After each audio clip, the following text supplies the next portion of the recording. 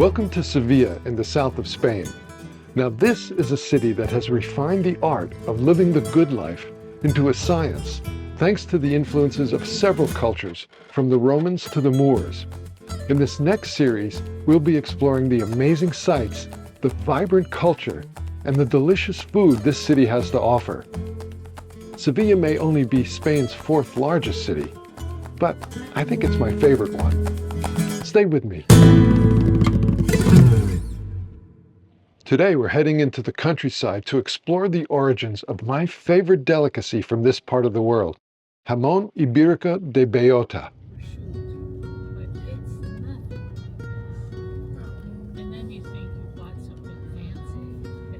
Our route today will take us out of Seville and up into the mountains, where the first stop will be at a small farm, Finca Garcia Borrero, to get a look at a grassroots operation.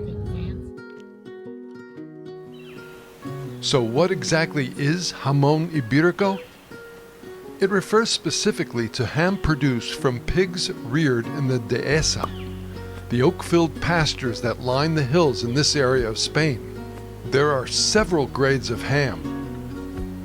To receive the coveted black label marked 100% Iberico de Bellota, the pig must have been purebred, have roamed free range on the Dehesa with no more than 2 pigs per hectare, and been fed only on acorns during the montanera, which is the time between October and February, during which an animal can put on 60 to 70 kilograms. Our guide is Roger Davies, a Welshman who moved here 40 years ago and now gives culinary tours of the area. Last year there was a drought, and it was tough on the farmers because the pigs needed more pasture land. It's here more or less 1 hectare per animal. Okay. But last year, because it was so bad, I think he told me he had 44 acorn-fed pigs. Half of this year. But the drought broke this year, and the situation has eased. Small farms like this often send their pigs to larger factories to be cured into hams. So he sells some of the fresh meat, but the loins and the legs, he gets those back to sell here. While we're waiting, Roger chats with the farmer's mother, Polonia, who is also the owner, and now an old friend of Roger's. And when she brings us to the kitchen, I ask permission to make a couple of portraits.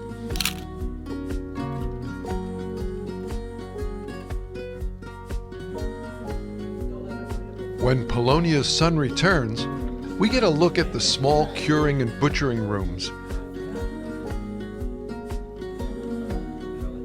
There's still quite a few.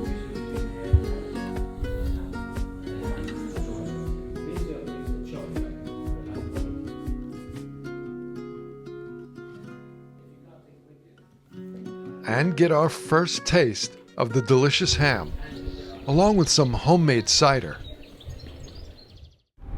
Our next stop is the charming small town of Jabugo.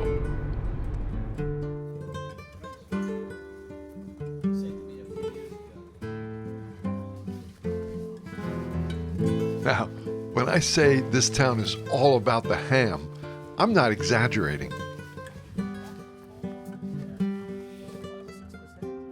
Because its streets are steeped in ham history.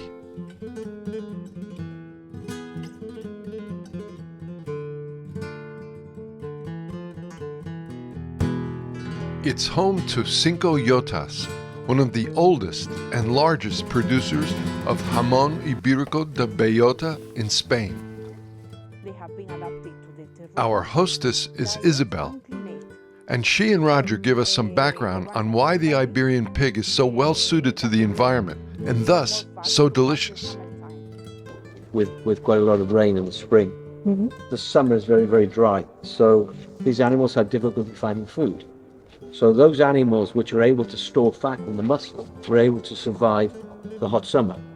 So that's why the Iberian pig which has fat infiltration into the muscle, which doesn't happen with other breeds of white pig. Here we have the hams or jamones, shoulders or paletas, two loins or lomos.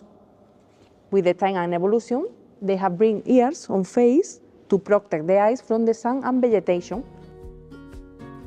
Cinco Jotas started quite literally as a mom-and-pop operation. Rafael Sanchez and his wife Natalia, they put on sale a product that until then was domestic. Then it took on a few partners. The name literally translates as 5 jacks or 5 guys, and grew to be one of the great producers of this delicacy. Well, the history lesson was over, and it was time to see the goods. And the sight, as well as the intoxicating aroma, was a thing to behold. There are over 50,000 hams curing throughout the whole building.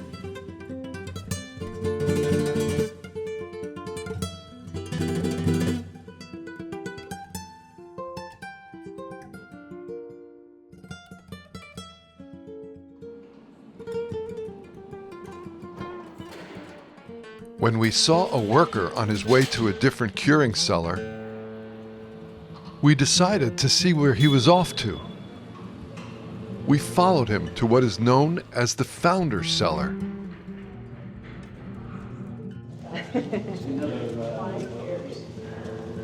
See, here.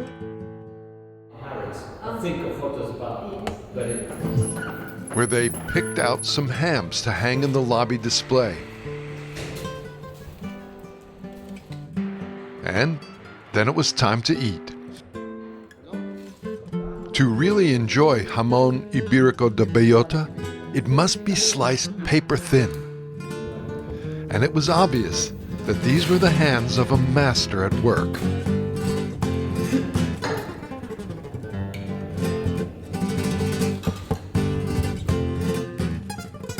He's cutting from different muscles, so we get to taste from 3 different parts of the ham.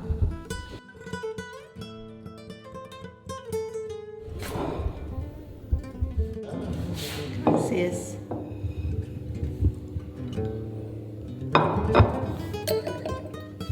So now it's the ham that has to talk. All right, gracias. Gracias. Isn't this good?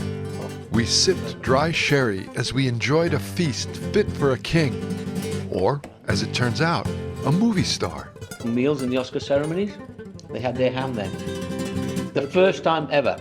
Hollywood had discovered a new kind of ham. No, 3 years they've been doing it. Well, it turned out that Senor Sanchez had won a kind of Andalusian Oscar himself for his jamon artistry.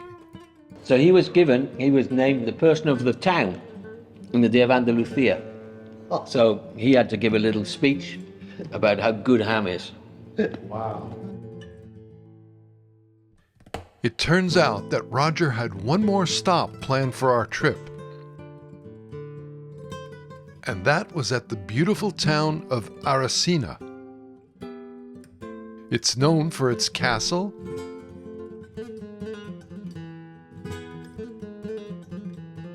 its caves, and its superb pork, which we enjoyed as a late lunch before heading back to the city.